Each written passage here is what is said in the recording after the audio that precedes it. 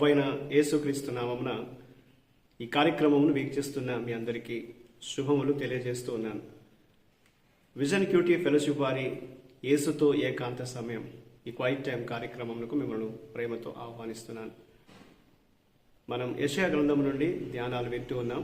ఈరోజు మన ధ్యానం నిమిత్తమై ఏర్పాటు చేయబడిన లేఖన భాగము యెషయా గ్రంథము 29వ అధ్యాయము మొదటి 14 వచనాలు.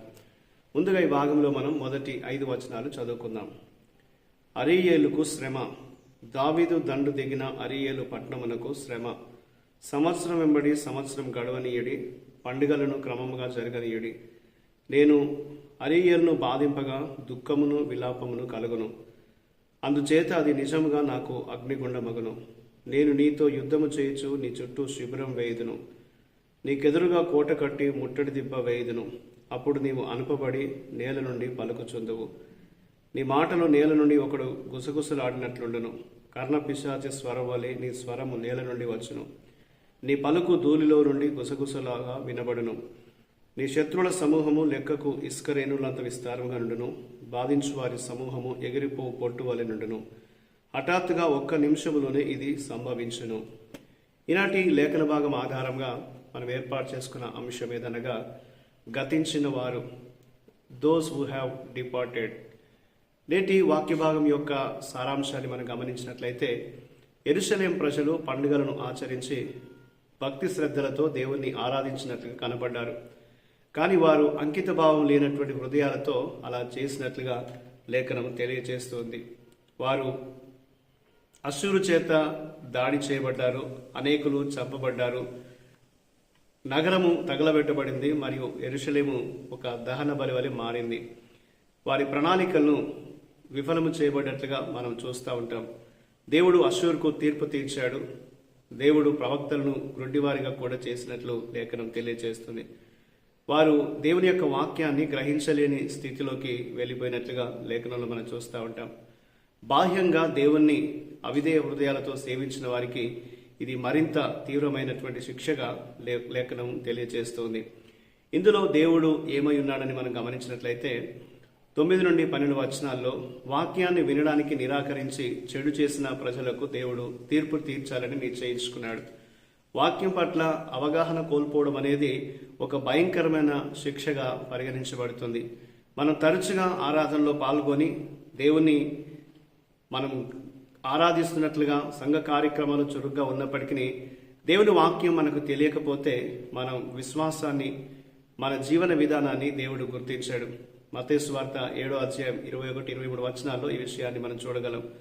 అది ఇసుక మీద కట్టినటువంటి ఇంటి వలె మన జీవితం ప్రమాదంలో పడుతుందనేది లేఖనం తెలియజేస్తుంది.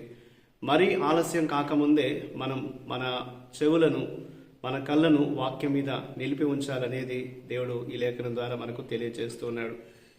ఇందులో మనం నేర్చుకునే పాఠాన్ని మనం గమనించినట్లయితే 13వ వచనంలో, చిలుక వలె మనం విన్న విషయాన్ని ఆలోచన రహితంగా వల్లించే బదులు మన పూర్ణ హృదయంతో దేవునికి హృదయపూర్వకంగా మనం ఒప్పుకొని ఉండాలి. దేవుని మనం ఒప్పుకొని మన జీవితాన్ని సరైన విధంగా దేవుని ఎదుట నిలుపుకోవాలనేది దేవుని వాక్యం మనకు జ్ఞాపకం చేస్తుంది. హృదయపూర్వకమైన మాటలకు అలాగే పై మాటలకు మధ్య ఉన్న తేడాను మనుషులు కూడా గమనించగలరు, వారు కూడా చెప్పగలరు. అలాంటప్పుడు వట్టి మాటలతో మనం దేవుని ఎలా సంతోషపెట్టగలమో ఒకసారి ఆలోచించాలి.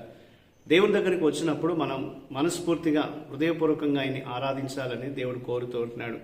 మన ప్రార్థనలు మరియు మన ఒప్పుకోల్లోని మరి యథార్థతను, మనస్ఫూర్తిగా దేవుణ్ణి ఆరాధించే విషయాన్ని గురించి మనం ధ్యానించాలనేది, ఎంత హృదయపూర్వకంగా దేవుణ్ణి చేరుకోగలుగుతున్నాం అనేది మనం ఆలోచించాలనేది ఈ లేఖన భాగం మనకు జ్ఞాపకం చేస్తూ ఉంటుంది. ఒక చిలుక వలె మనం వల్లించినట్లుగా మనం నేర్చుకున్న మాటలు దేవుని ఎదుట చెప్పడం కాకుండా హృదయపూర్వకంగా దేవుణ్ణి ఆరాధించాలి అనేది దేవుని వాక్యం మనకు జ్ఞాపకం చేస్తూ ఉంటుంది. కాబట్టి మన అనుదిన జీవితంలో మనం దేవుని వాక్యాన్ని గ్రహించేటువంటి మనస్సు దేవుని ఇమ్మని మనం కోరాలని ఈ లేఖనం మనకు జ్ఞాపకం చేస్తూ ఉంటుంది.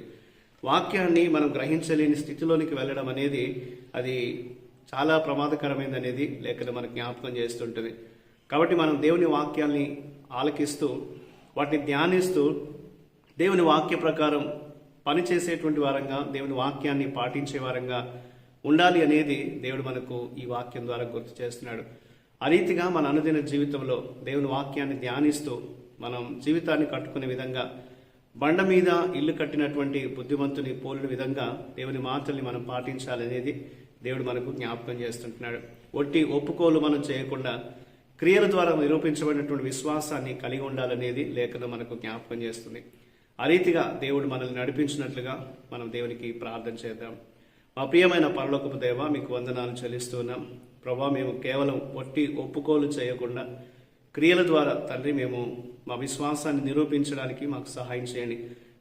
క్రియల ద్వారా నిరూపించబడిన విశ్వాసాన్ని కలిగి ఉండేటువంటి కృప మాకు అనుగ్రహించమని, మీ చిత్తాన్ని నాయన మేము తెలుసుకొని హృదయపూర్వకంగా నిన్ను సేవించే కృప మాకు దయచేయమని యేసుక్రీస్తు నామమున ప్రార్థిస్తున్నాను తండ్రి, ఆమేన్.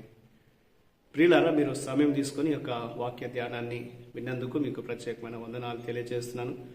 ప్రతిరోజు మీకు అందించబడుతున్న ఈ అనుదిన ధ్యానాలు మీకు మేలుకరంగా ఉన్నట్లయితే మీ అనుభవాలను మాతో పంచుకోవాలని కోరుతున్నాను. ప్రభు కృప మనకు నిత్యము తోడై ఉండి కాపాడునుగాక. ఆమేన్.